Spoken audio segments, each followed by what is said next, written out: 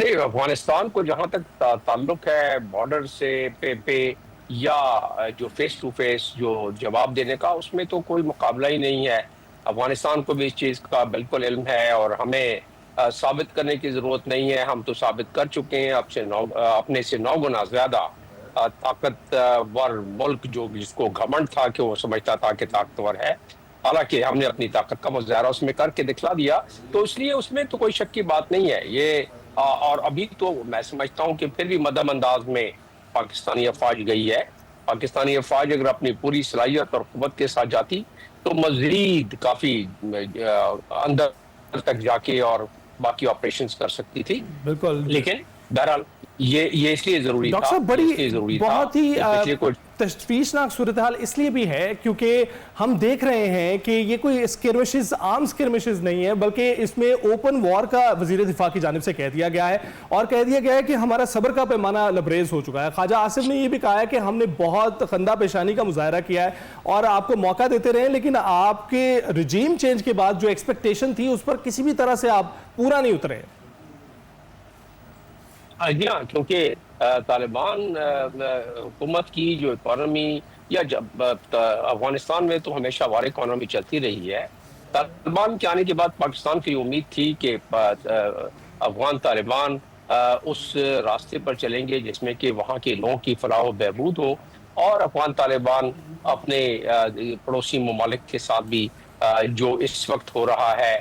Cross border جو دہشت گردی ہو رہی ہے وہ کم از کم نہیں ہو۔ اور اس کا تو اندیا طالبان حکومت نے خود، یعنی طالبان نے حکومت فارم کرنے سے پہلے دعا ایگریمنٹ میں دیا، جس کو کہ سیکیورٹی کاؤنسل نے انڈورس کیا 2021 میں، اور اس کے مطابق انٹرنیشنل قانون بن گیا کہ افغان طالبان یہ انشور کریں گے کہ ان کی سرزمین کسی لحاظ سے بھی کسی دہشت گرد تنظیم کے استعمال میں نہ آئے۔ یہاں تو بات اس سے زیادہ پہنچ گئی ہے، اور بات اس سے زیادہ پہنچ گئی ہے کہ اس کو تو دوام بخشا جا رہا ہے، اس کو تو سپورٹ کیا جا رہا ہے، اور یہی اعتراض تھا پاکستان کو۔ اور پاکستان جب یہ اعتراض اٹھاتا تھا تو افغان طالبان کی طرف سے ہمیشہ یہ اشارہ اور یہ جواب ملتا تھا، ہمارے پاس کوئی نہیں، ہم تو اپنی زمین کسی دہشت گرد کے یا گروپ کے حوالے سے ہم تو استعمال ہی نہیں کرنے دیں گے۔ اور وہ اس لیے کہ انٹرنیشنل کمیونٹی کو بتائیں وہ، اور ہم نے جب ثبوت کے ساتھ اپنے خاص طور پر جو 3 حالیہ دور میں ترکی اور بالکل یہی ڈاکٹر صاحب یہی پوچھنے والا تھا آپ سے کہ جو ادوار ہوئے ہیں مذاکرات کے، اس میں بھی یہ ویریفائیڈ نظام انہوں نے ڈیسائیڈ کیا تھا کہ ویریفائیڈ نظام ہوگا جس کے تحت جو ہے آمد و رفت ہوگی۔ اس کے علاوہ انہوں نے سیز فائر بھی اس معاہدے میں شامل تھا۔ کیا وجہ بنی جو آپ کو لگتا ہے کہ ایک دم سے ایسکلیشن پھر سے بڑھ گئی؟ ایسکلیشن اس لیے بڑھ گئی کہ 3 پوائنٹ جو رکھے گئے اور ثالثوں کے سامنے بھی رکھے گئے، اور پاکستان نے تو بڑی شفافیت کے ساتھ بہت ٹرانسپیرنٹ طریقے سے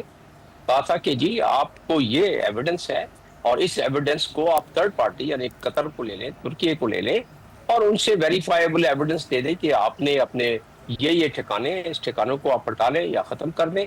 تو پاکستان، اور دوسرا یہ ہے کہ فتویٰ دلوا دیں امیر المومنین صاحب سے جی پاکستان کے خلاف حملہ جو ہے وہ